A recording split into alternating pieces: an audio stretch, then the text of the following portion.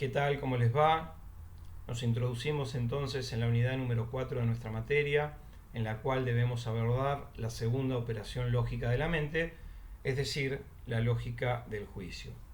Me voy a valer de los apuntes del módulo, recorreré algunos fragmentos para ir tratando el tema, ¿sí?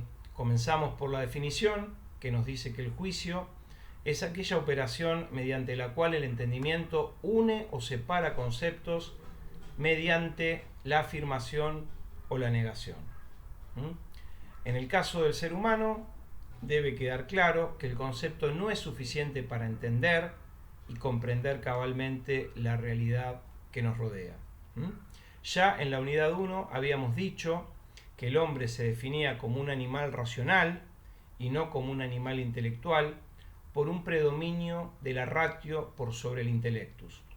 Y para eso habíamos cotejado la existencia humana con la existencia angélica. Valga aclarar aquí que la existencia de los ángeles es un dato indemostrable e inmostrable desde el punto de vista filosófico, ¿sí? Es un dato de fe que incorporamos nosotros en determinados momentos de la especulación. Pero no se puede ni mostrar ni demostrar filosóficamente la existencia de los ángeles. Mostrar no se puede porque no hay experiencia de algo así como un espíritu puro, ¿no es cierto? Salvo que sea una experiencia sobrenatural o mística. Y demostrar tampoco se puede porque el análisis metafísico del mundo, del ser, remite a un fundamento último o a una causa primera, ¿sí? Que es Dios, pero no a una graduación intermedia entre Dios y el mundo. De todas maneras, no repugna la razón que en la escala de la naturaleza, entre el hombre y Dios, existan seres intermedios como estos espíritus puros de los que estamos hablando, ¿sí? Ahora, hipotéticamente nos viene bien hablar del ángel porque si el ángel existe como un ser espiritual finito, sin corporalidad, el ángel, por medio de su intelecto, intuye las esencias de las cosas y las comprende cabalmente por su solo concepto, ¿sí?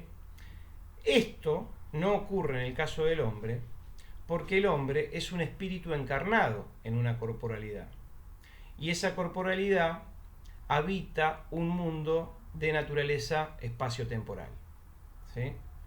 Esto hace que el conocimiento humano sea de suyo perspectivista. ¿Qué quiere decir esto? Que yo no conozco jamás la cosa o el trato, ¿sí?, que tengo con la cosa. Es decir, la experiencia no es solamente cognoscitiva, ¿no es cierto? Es también afectiva, valorativa, pragmática, ¿sí? Es decir, mi apertura a las cosas nunca clausura las cosas porque siempre es un abordaje desde una perspectiva hacia un aspecto de la cosa. Y esto por mi condición situada espacio-temporal en un mundo en el cual habito corporalmente, como acabo de decir. Entonces, los conceptos humanos son de suyo imperfectos porque la inteligencia humana no puede captar en un solo acto aprensivo todas las perfecciones de un sujeto como ocurriría en el caso del ángel. Por el contrario, nos vemos obligados a proceder paso a paso, reuniendo nuestras aprehensiones parciales en una composición de razón llamada juicio, ¿sí?, que refleja la unidad real de las cosas. Juzgar entonces consiste en reunir al menos dos términos o separarlos para expresar la posesión en acto y efectiva de una propiedad por parte de un sujeto o para excluir explícitamente esa posesión.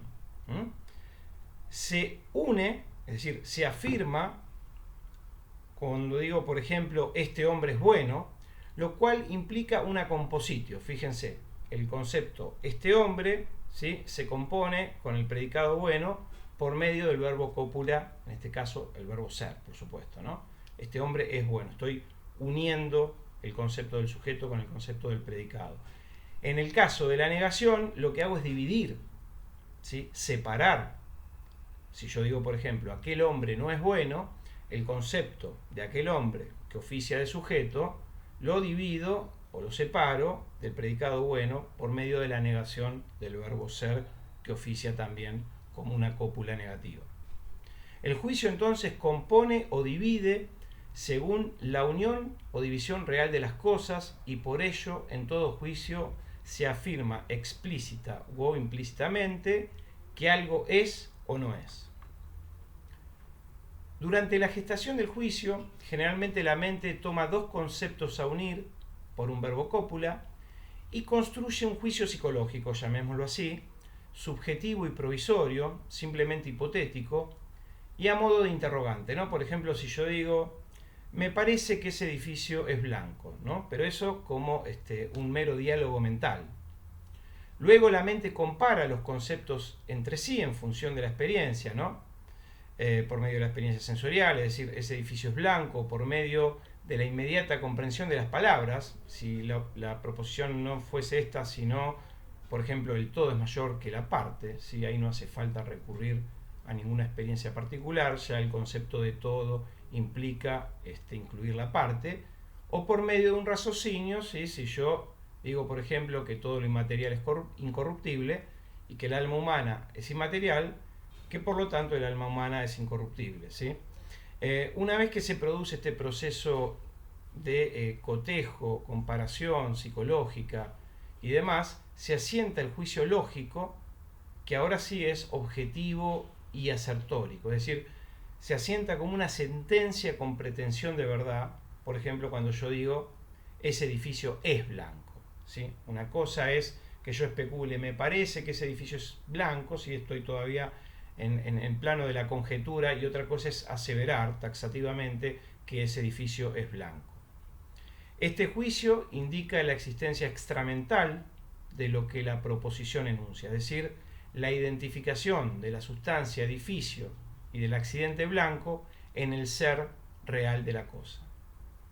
Entonces, para ir cerrando este video, el juicio como acto de la razón produce la proposición o enunciación, ¿sí? El juicio es el acto y la proposición o enunciación es el objeto del acto, es el producto del acto, ¿sí? Nosotros acá vamos a tomar como sinónimos proposición o enunciación, tal como lo hace Irving Copy en su introducción a la lógica. Hay que distinguir la proposición o enunciación mental, que es una obra ideal de la razón, de su expresión oral o escrita.